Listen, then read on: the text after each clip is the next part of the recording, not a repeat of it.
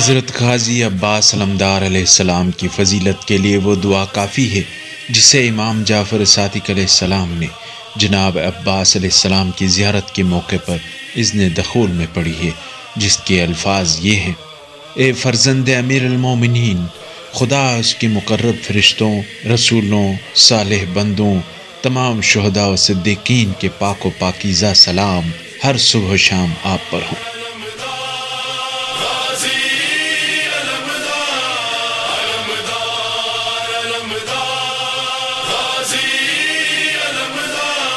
حضرت علی ابن ابی طالب علیہ السلام نے اپنے بھائی عقیل ابن ابی طالب کے مشورے سے، جو انصاف کے ماہر تھے، ایک متقی اور بہادر قبیلے کی خاتون فاطمہ کلابیہ سے عقد کیا اور اپنے پروردگار سے دعا کی کہ پروردگارا، مجھے ایک ایسا بیٹا عطا کرے جو اسلام کی بقا کے لیے کربلا کے خونی معرکے میں امام حسین علیہ السلام کی نصرت و مدد کرے۔ چنانچہ اللہ نے فاطمہ کلابیہ کی وطن سے، کہ جنہیں حضرت علی علیہ السلام نے ام البنین کا خطاب عطا کیا تھا، 4 بیٹے امام علی کو عطا کر دیے، اور ان سب کی شجاعت و دلیری زبان زد خاص و عام تھی، اور سبھی نے میدان کربلا میں نصرت اسلام کا حق ادا کیا اور شہید ہوئے۔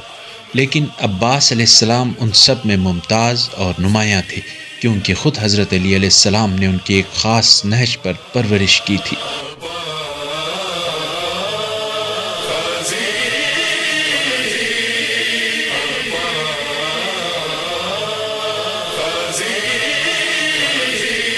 حضرت عباس علیہ السلام 4 شعبان کو پیدا ہوئے۔ انہوں نے اس وقت تک آنکھ نہیں کھولی جب تک ان کے بھائی امام حسین علیہ السلام نے انہیں اپنے ہاتھوں میں نہیں لیا۔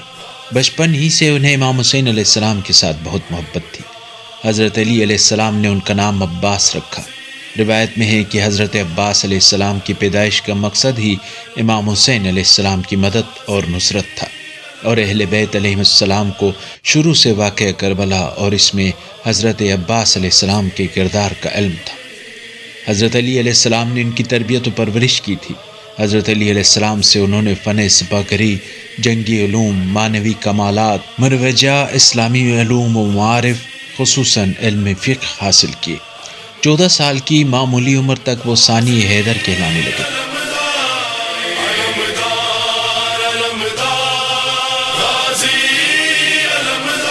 حضرت عباس علیہ السلام بچوں کی سرپرستی، کمزوروں اور لاچاروں کی خبرگیری، تلوار بازی اور مناجات و عبادت سے خاص شغف رکھتے تھے۔ ان کی تعلیم و تربیت خصوصاً کربلا کے لیے ہوئی تھی۔ لوگوں کی خبرگیری اور فلاح و بہبود کے لیے خاص طور پر مشہور تھے، اسی وجہ سے آپ کو باب الحوائج کا لقب عطا ہوا۔ حضرت عباس کی نمایاں ترین خصوصیت ایثار و وفاداری ہے، جو ان کے روحانی کمال کی بہترین دلیل ہے۔ وہ اپنے بھائی امام حسین علیہ السلام کے عاشق و گرویدہ تھے، اور سخت ترین حالات میں بھی ان کا ساتھ نہیں چھوڑا۔ لفظ وفا ان کے نام کے ساتھ وابستہ ہو گیا، اور اسی لیے ان کا ایک لقب شہنشاہ وفا ہے۔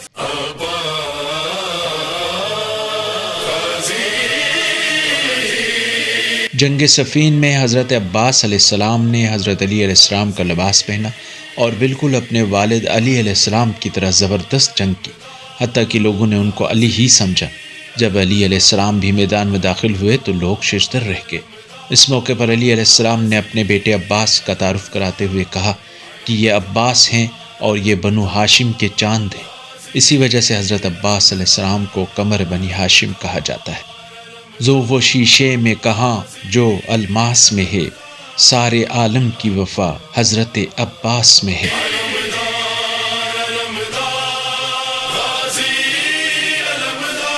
حضرت ابو الفضل عباس علیہ السلام حرم امام حسین علیہ السلام کے پاسدار، وفاؤں کے درخشاں مینار، اسلام کے علم بردار، ثانی حیدر کرار، سلطت علوی کے پیکر، خاندان رسول کے درخشاں اختر، اسلام کے سپہ سالار لشکر، قلزم علی کے نایاب گوہر، فاطمہ زہرا کے پسر، ثانی زہرا کے چہیتے برادر، علمدار کربلا ہے۔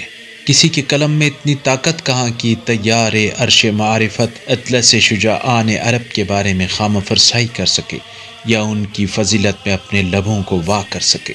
اس لیے کہ ان کی فضیلت اور عظمت وہ بیان کر رہے ہیں جو ممدوح خدا ہے۔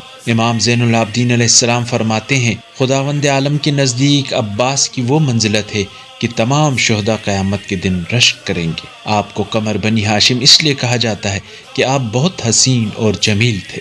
عباس اتنے خوبصورت اور حسین تھے کہ جب بلند گھوڑے پر سوار ہوتے تو ان کے پاؤں زمین پر لکیر بناتے تھے اور ان کو لوگ بنی ہاشم کا چاند کہتے تھے۔ حضرت عباس کے علم کے بارے میں ائمہ فرماتے ہیں، عباس نے علم کو اس طرح حاصل کیا جیسے کبوتر اپنے بچے کو دانہ چگاتا ہے۔ شاعر نے بھی کیا خوب نقشہ کھینچا ہے، علم کسی نے کسی کو دیا تھا خیبر میں، وہ دن اور آج کا دن علم ہمارا ہے۔ حضرت عباس علمدار کی شجاعت کا اندازہ یوں لگا سکتے ہیں کہ کربلا میں پورا پرچم، حتیٰ اس کی لکڑی پر تیروں اور دوسرے اسلحوں کے نشانات تھے، صرف اس ایک جگہ کہ جہاں سے اس کو پکڑا گیا مکمل محفوظ تھا۔ اس کا مطلب یہ ہے کہ تیر اور دوسرے اسلحے اس جگہ بھی لگے، لیکن اس بہادر نے علم کو اپنے ہاتھ سے چھوڑا نہیں اور آخری وقت تک اس پرچم کی حفاظت کرتے رہے، اور جب ان کا ہاتھ گرا تبھی پرچم گرا، اور اس شجاعت کا اقرار خود یزید لعین نے بھی کیا۔